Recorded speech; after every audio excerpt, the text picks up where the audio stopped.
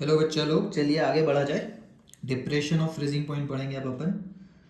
तो उसके पहले यहाँ पे अपन शॉर्ट नोट्स कहाँ तक पहुँच गया था देख लेते हैं। तो क्वालिटेटिव प्रॉपर्टी अपना फोर्थ पॉइंट है चैप्टर में, पहला इंट्रोडक्शन था, है ना। सेकंड पॉइंट था अपना कंसंट्रेशन टर्म, जिसमें 60 टर्म्स थे। फिर पढ़े सॉल्युबिलिटी, सॉल्युबिलिटी इन लिक्विड पढ़े, फिर सॉलिड इन लिक्विड पढ़े, फिर गैस इन लिक्विड पढ़े जो हेनरी लॉ था, फिर लिक्विड इन लिक्विड पढ़े जो अपना रॉल्स लॉ था। रॉल्स लॉ में फिर पढ़े पॉजिटिव डिविएशन, नेगेटिव डिविएशन, और फिर पढ़े एजोट्रॉप्स। ठीक है। उसके बाद कॉलिगेटिव प्रॉपर्टी आया था, फोर्थ मेजर पॉइंट इस चैप्टर का। उसमें सब पार्ट क्या है? पहला है relative lowering of vapour pressure, second है एलिवेशन इन बॉइलिंग पॉइंट, ये दोनों पढ़ चुके हैं अपन। और थर्ड पॉइंटर जो है यहाँ पे वो होगा depression in freezing point. Depression in freezing point, depression मतलब फ्रीजिंग पॉइंट कम होगा। फॉर्मूला फिर से सेम पैटर्न का है, change in freezing point delta T F is equal to K B की जगह अब सब्सक्रिप्ट में एफ, फ्रीजिंग पॉइंट वाला सब्सक्रिप्ट, इनटू एम।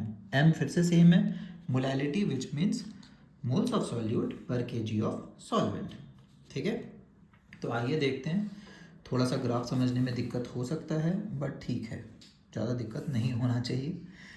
तो the lowering of vapor pressure of a solution causes a lowering of freezing point। Vapour pressure कम होने से ना फ्रीजिंग पॉइंट और कम हो जाता है। और कम मतलब क्या?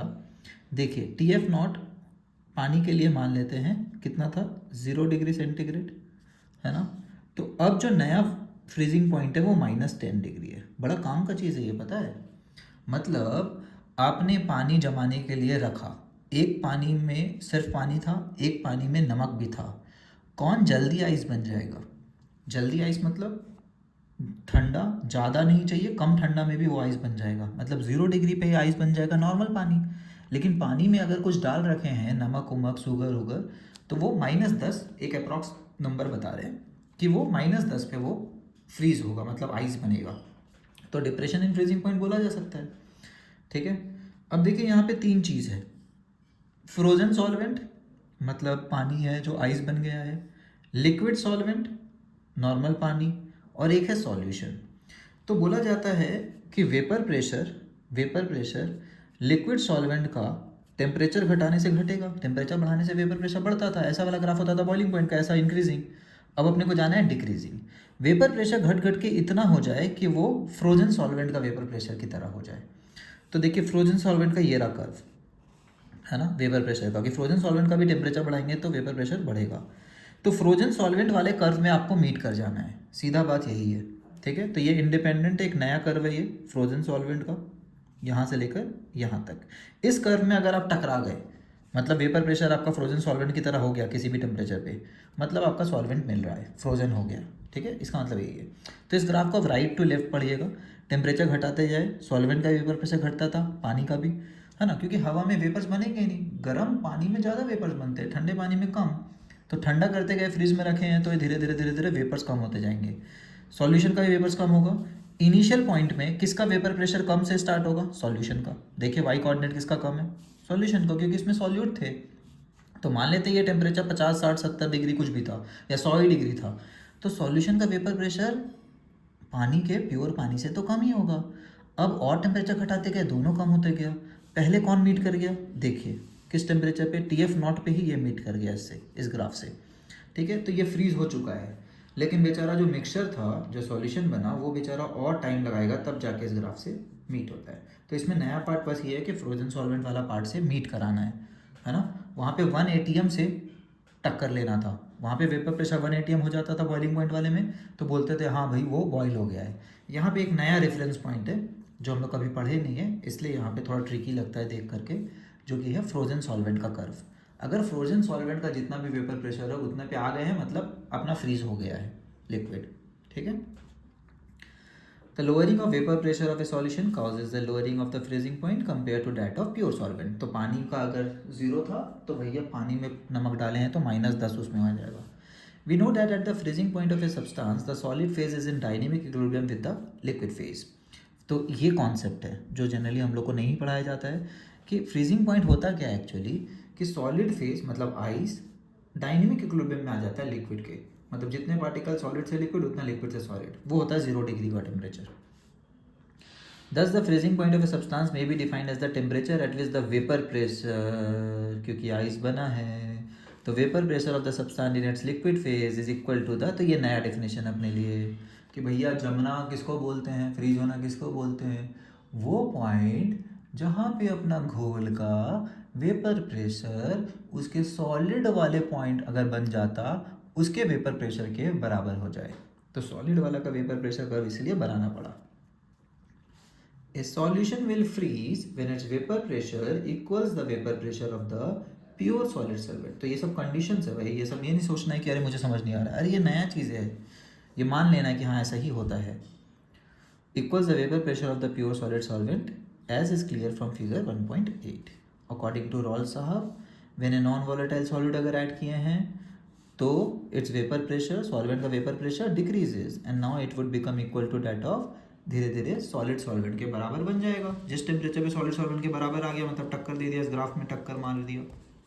टक्कर मारना मतलब क्या, वाई कोऑर्डिनेट सेम हो गया ना। देखिए सॉल्वेंट और फ्रोजन सॉल्वेंट का, लिक्विड सॉल्वेंट फ्रोजन सॉल्वेंट का वाई कोऑर्डिनेट सेम मतलब वेपर प्रेशर सेम, मतलब हो चुका है। इसी पॉइंट को बोलते हैं फ्रीजिंग होना, यहाँ पे इस पॉइंट को बोलेंगे। ठीक है, तो TF टेम्परेचर है जहाँ पे सॉल्वेंट, फ्रोजन सॉल्वेंट और सॉल्यूशन का वेपर प्रेशर मैच कर रहा जा रहा है वेपर प्रेशर, तो सॉल्यूशन का फ्रीजिंग पॉइंट ये आया। ठीक है, it's vapour pressure decrease, now it would become equal to the solid solvent at lower temperature, thus the freezing point of the solvent decreases. तो फ्रीजिंग पॉइंट पहले 0 पे था, अब बेचारा इस टक्कर मार रहा है -10 पे। Let TF be the freezing point of pure solvent and TF be its freezing point when non volatile solution is,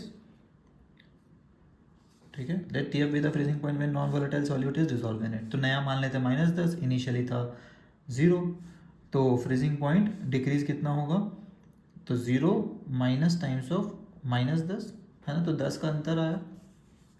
अगर पानी के लिए भी हो तो ऐसे, वैसे TF नॉट है ना, -TF जो नया आया है।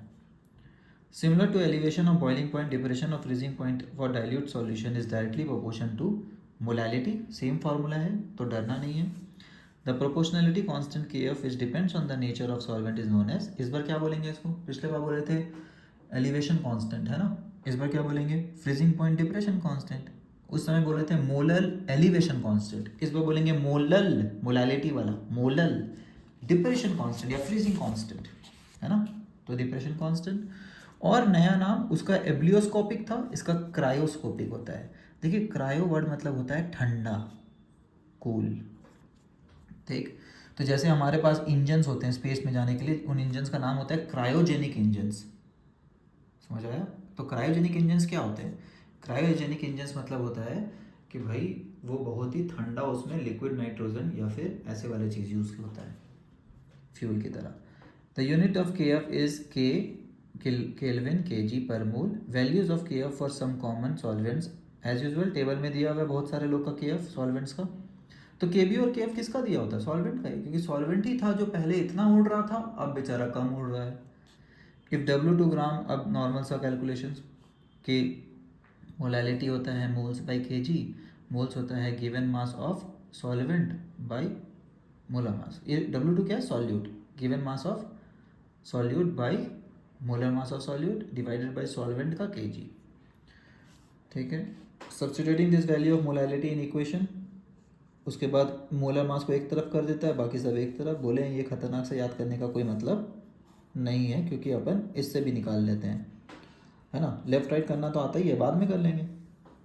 ठीक, अब यहाँ पे एक नया चीज़ भी दिया है कि KF और KB एक्चुअली दुनिया में निकाला कैसे जाता है, तो उसका भी एक फॉर्मूला होता है। ऑल्दो ये फॉर्मूला कहीं काम आता नहीं है ना, रेयरली आपको कहीं दिख गया तो दिख गया होगा 1000 में से एक क्वेश्चन में, ये कहीं नहीं काम आता है, ये एक्स्ट्रा चीज़ है जो ना स्कूल वाले पूछते हैं, ना JEE साहब पूछते हैं, ना नीट साहब। Thus for determining the molar mass of the solute we should know the quantities। तो 3 वेरिएबल 4 वेरिएबल है, चारों वेरिएबल पता चल गया तो M2 पता चल जाएगा, along with the molar freezing point depression constant। तो चौथा वेरिएबल ये है। The value of KF and KB which depend upon the nature of solvent can be ascertained from the following relation। तो KF और KB solvent का होता है, तो सॉल्वेंट पे डिपेंडेंट होना चाहिए। तो फॉर्मूला में देखिए एक आर है, आर आप लोगों को पता है क्या होता है, गैस कांस्टेंट। एम क्या है, मोलर मास सॉल्वेंट का, है ना। टीएफ क्या होगा, टीएफ क्या होगा, टीएफ टीवी क्या होता है, बॉइलिंग पॉइंट या फिर फ्रीजिंग पॉइंट, है ना। बी मतलब बॉइलिंग, एफ मतलब फ्रीजिंग पॉइंट, है ना। प्योर सॉल्वेंट अगर रहता तो कितने में फ्रीज होता है, जैसे पानी के लिए टीएफ होगा 100 kelvin, sorry 373 kelvin, sorry 273। TV क्या होगा 373, 100 डिग्री सेंटीग्रेड। तो केल्विन में ही लेते हैं, केमिस्ट्री में सब जगह टेम्परेचर अगर दिख गया तो केल्विन पे ही। Further delta H fusion and delta H vaporisation represent the enthalpies of the fusion and vaporisation. ये अपन थर्मोडायनेमिक्स में पढ़ते हैं कि सॉलिड से लिक्विड बनना या लिक्विड से सॉलिड बनने का जो एनर्जी चेंजेस है उसको बोलते हैं डेल्टा एच फ्यूजन। और सॉलिड से गैस बनना, सॉरी लिक्विड से गैस बनने को बोलते हैं वेपोराइज होना, ठीक है। तो केवी में वेपोराइजेशन वाला एनर्जी दिखेगा और केएफ में ये वाला। तो यहाँ पे टेबल में देख सकते हैं सारा वैल्यू दिया हुआ है। एक वैल्यू बहुत ही अच्छा है जो याद ही हो जाना चाहिए थोड़े दिन बाद, इतने बार क्वेश्चन में यूज़ होगा, पानी का। पानी का केवी होता है 0.52 और केएफ होता है 1.86। वैसे याद करने का ज़रूरत नहीं है, किसी भी दुनिया का एग्ज़ाम हो उसमें ये वैल्यूज़ दिए होंगे, बट ऐसा है कि प्रैक्टिस कर करके याद हो जाता है। ये है मेरा कहना, मेरा कहना ये नहीं है कि आप याद ज़रूर करें, ठीक है। चलिए क्वेश्चन देखा जाए। तो एज़ यूजुअल क्वेश्चन बनाते समय अपने को कुछ बेसिक्स फॉलो करना होता है कि सॉल्यूट कौन, सॉल्वेंट कौन, टॉपिक क्या, ये सब बातें आपको क्वेश्चन पढ़ते पढ़ते समझ आना चाहिए, ठीक। Let me set a little bit. हाँ जी, क्वेश्चन देखिए। तो 45 ग्राम क्या है, इथाइलिन ग्लाइकॉल है। 45 gram ethylene glycol is mixed with 600 gram of pani. तो इथाइलिन ग्लाइकॉल क्या हो गया, सॉल्यूट। क्या आइडेंटिटी पता है, पता है साहब। तो मोलर मास पता चल जाएगा, जी हाँ, यहाँ टिक लगा देते हैं। सॉल्वेंट कौन है, पानी। मोलर मास 18, गिवन मास क्या दिया हुआ है, इसका 45, इसका दिया हुआ है 600। मोल्स निकाल सकते हैं, मोल्स ऑफ सॉल्यूट चाहिए होता है तो ये चाहिए given mass by molar mass. Molar mass निकाल सकते हैं 16 इंटू 32, 32 प्लस 12 इंटू 2 24, है ना। तो 36, 46, 56 और 6 62।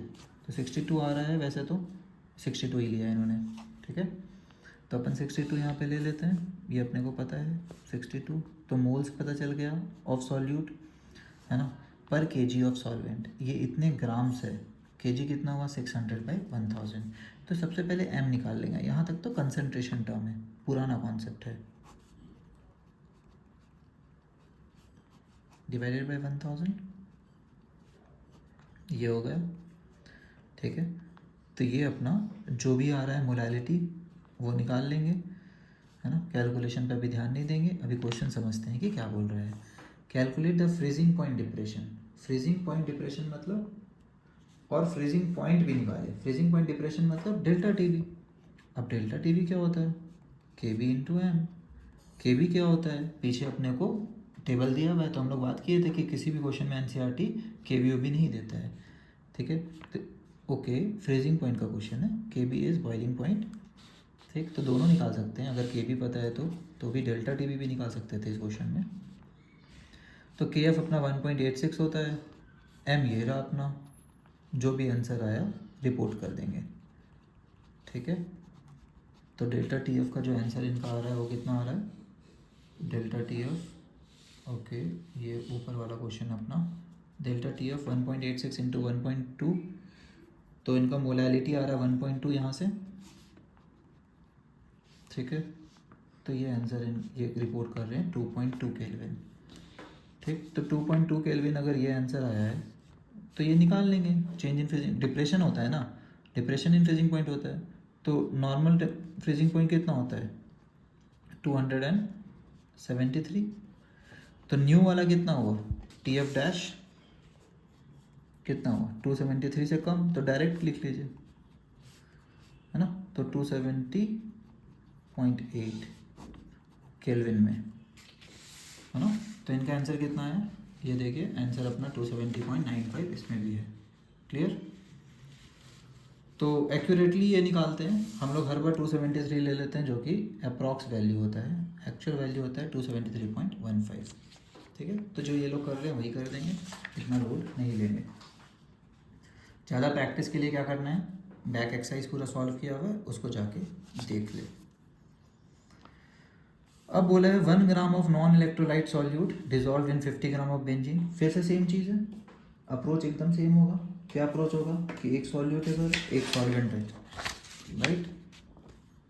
देखिए solute, solvent, identity, given mass, molar mass. Identity पता है तो मोलर मास पता होता है, तो यहाँ पे जनरली अपन लिखते हैं मोलर मास और यहाँ पे लिखते हैं गिवन मास, क्योंकि आइडेंटिटी के बगल में ही मोलर मास लिख देंगे।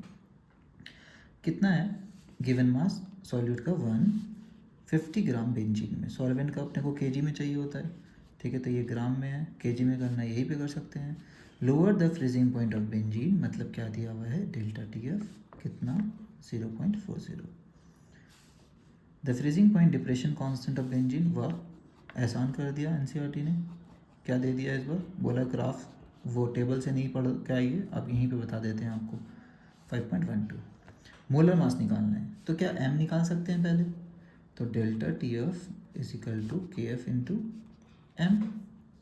ठीक, डेल्टा TF कितना 0.40, 5.12 इंटू m, तो यहाँ से m का वैल्यू आ गया कितना 0.4 बाई 5.12, और m और क्या होता है मोल्स ऑफ सॉल्यूट।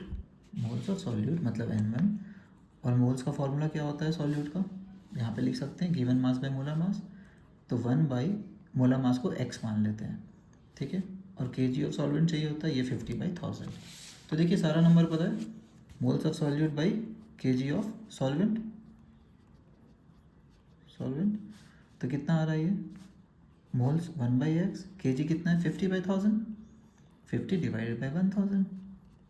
तो इन नंबर्स में तो ज़्यादा कोई दिक्कत है नहीं, ये 20 आ रहा है, तो यहाँ से x क्या आ रहा है 5.12 इंटू 20/0.4।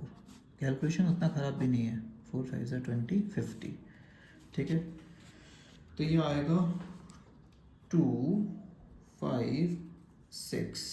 है ना, पॉइंट देख लेंगे कहाँ पे आ रहा है, एक पॉइंट आना चाहिए, तो 256 ग्राम, ठीक है, निकला सही आंसर, सही आंसर हमारा भी आया, ठीक है। पॉइंट 1 देख लेंगे कहाँ क्या शिफ्ट हो रहा है, यही अपना आंसर हो गया, ग्रेट, बढ़िया।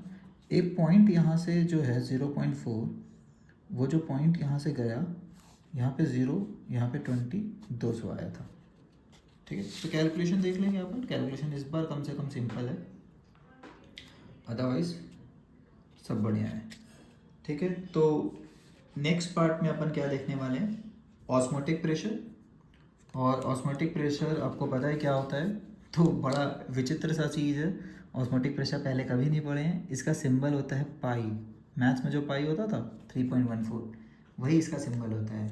और क्या ये रियल लाइफ में कहीं होता है, ठीक है, बिल्कुल होता है। क्या डिप्रेशन इन फ्रीजिंग पॉइंट कहीं रियल लाइफ में अप्लाई कर सकते हैं सर, बिल्कुल कर सकते हैं। होता क्या है, जब कश्मीर वगैरह में रोड पे बर्फ़ जम जाता है ना, तो वो बर्फ़ जमा हुआ है क्योंकि हो सकता है टेम्परेचर है 0 डिग्री या -1, उसमें ना नमक डाल देता है लोग। अब नमक डालेगा तो क्या होगा, डिप्रेशन इन फ्रीजिंग पॉइंट, तब ये -1 पे बर्फ़ नहीं रहेगा, बर्फ़ बनने के लिए इसको -10 चाहिए कुछ, तो क्या पानी बन जाएगा वापस, क्योंकि बर्फ़ तो -10 पे बनेगा अगर नमक डल गया उसमें। तो ये लोग नमक डालते हैं ताकि रोड से बर्फ़ क्लियर करे, ठीक है। तो ये बड़ा पॉपुलर मेथड था हमेशा से कि कोई सॉल्ट वोल्ट डाल दीजिए और रोड से बर्फ़ पिघल करके पानी बन जाएगा, और पानी बन गया तो फ्लो हो जाएगा, फिर वो तो साइड साइड से निकल लेगा अपना रोड से, ठीक। वैसे ही ऑस्मोटिक प्रेशर का हम लोग, एक होता है रिवर्स ऑस्मोसिस, इसका उल्टा, वो अपना RO होता है, जो पानी फिल्टर वाला आता है RO आजकल, RO मतलब होता है रिवर्स ऑस्मोसिस, ठीक है। तो चलिए इसको नेक्स्ट पार्ट में पढ़ा जाएगा, ठीक है, चलिए बाय बाय तब तक के लिए।